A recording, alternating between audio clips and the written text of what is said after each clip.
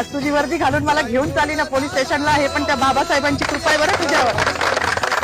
मला हसायला आलं, मी अजूनही आनंदी आहे, मला काही वाईट वाटत नाहीये. आणि ज्या संविधानाने आज मला ही ताकद दिली आहे, त्या बाबाला जेव्हा हे संपवायला जातात तेव्हा त्यांची ही लेख तेवढ्याच निडरतेने उभी राहिली आणि ह्याचा मला खूप अभिमान आहे. एवढीच माझी मागणी की त्यांच्यावर अॅट्रॉसिटी दाखल करावी, अन्यथा ह्याच ठिकाणी मी उपोषण चालू करणार आहे. केलंच आहे असं समजा. संविधान दिवस आहे हे सगळ्यांना माहिती आहे.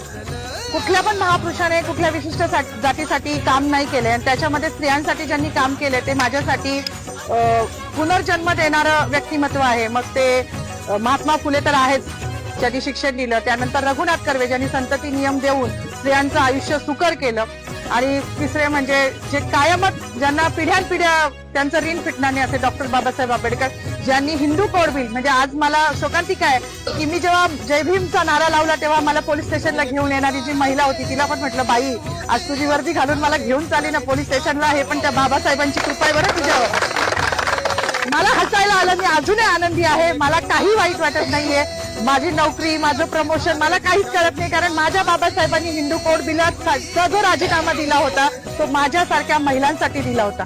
त्यांना माहिती होतं का भविष्यात माधवी जाधव जन्माला येणार आहे नाशिकमध्ये आणि ती माझ्या अस्तित्वासाठी लढणार आहे, नव्हतं माहिती. पण आमचं अस्तित्व निर्माण व्हावं. आज ज्या बसल्या आहेत ना तिकडे मंत्रिमंडळात डोक्यात पदर घेऊन निवडणुकीपुरत्या, त्या पण बाबासाहेबांच्या जीवावर बसल्या आहेत. नाही तर विशिष्ट जातीने तेच काम करायचं असं लिहून ठेवलं होतं. चूल आणि मूल याच्या पलीकडे ह्यांच्या संविधानानुसार कुठला वाव स्त्रीला नव्हता. आणि ज्या संविधानाने आज मला ही ताकद दिली आहे, त्या बाबाला जेव्हा हे संपवायला जातात तेव्हा त्यांची ही लेख तेवढ्याच निडरतेने उभी राहिली आणि ह्याचा मला खूप अभिमान आहे.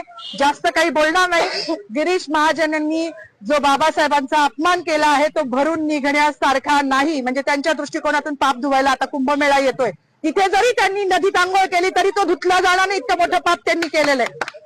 त्यांचं पाप जेव्हा संविधानाच्याच मार्गाने त्यांच्यावर अॅट्रॉसिटी दाखल होईल ना तेव्हाच ते धुतलं जाईल.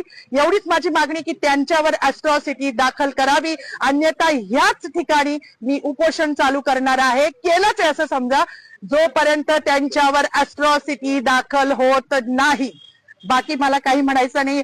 पुन्हा एकदा जय भीम. डॉक्टर बाबासाहेब आंबेडकर